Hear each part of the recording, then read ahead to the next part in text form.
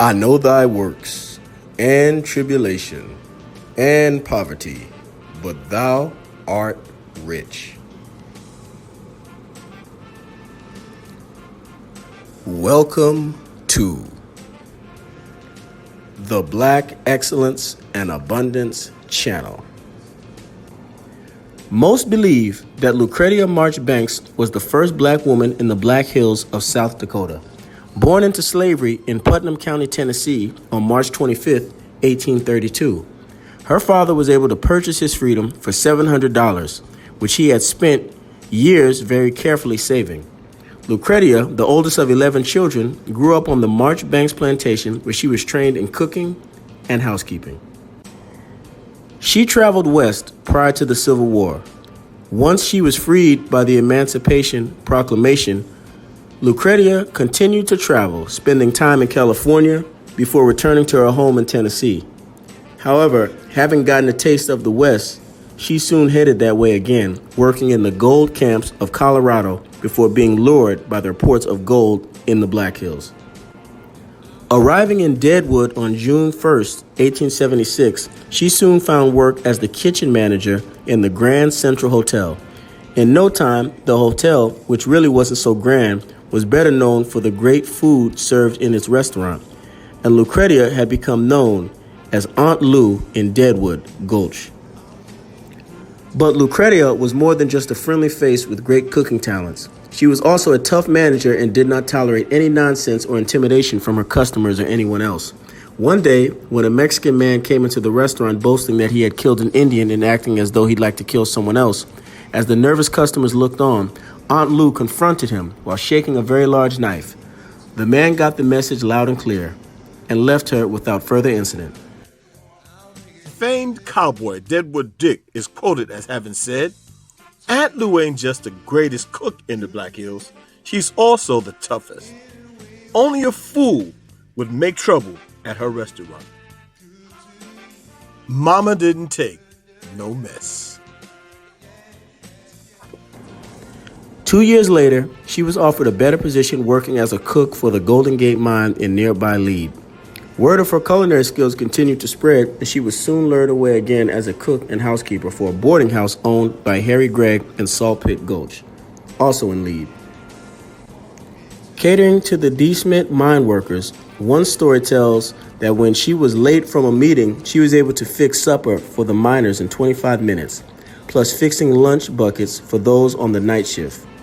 During her tenure at Gregg's boarding house, she was paid $40 per month. She was like her father, as she was very good with money and she saved nearly every dime. By 1883, Aunt Lou had earned a reputation as the best cook in the Black Hills, and having carefully saved her money, soon opened her own establishment called the Rustic Hotel in Salt Pit Gulch. The restaurant of the hotel was soon overrun with customers. Excelling at making plum puddings as well as numerous other culinary delights, one of her boarders once asked for a recipe. Her reply was, "Oh, just a handful of this and a handful of that." She was unquestionably the best cook in the entire region.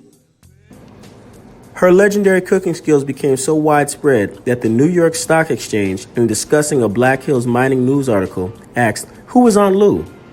The Black Hills Daily Times soon answered in a commentary entitled, "We'll tell you who she is."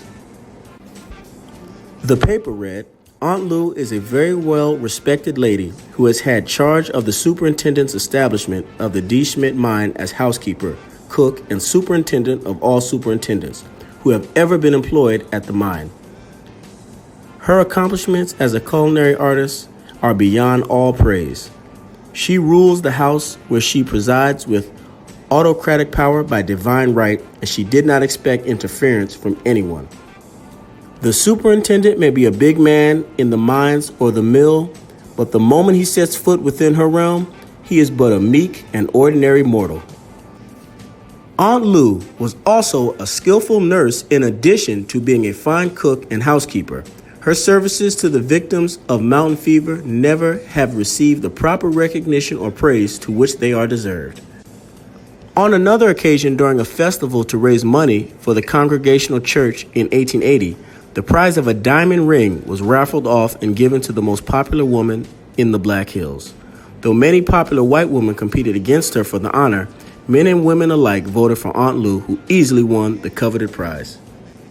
Continuing to accumulate her hard-earned money, Aunt Lou decided that she had cooked long enough and sold the Rustic Hotel in 1885 to a Mrs. A.M. Porter.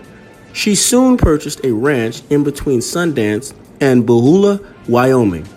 There, she was actively engaged in raising horses and cattle with the help of a hired man named George Bagley, who worked for her for the next 20 years.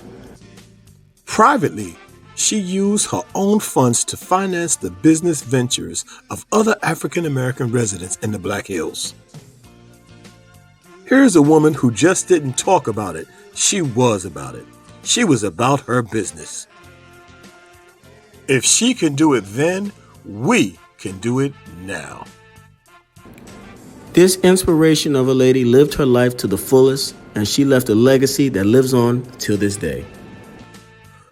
The Black Excellence and Abundance Channel, where Black history is every day. Thanks for watching. Please remember to like, comment, share, and subscribe. And remember, thou art rich.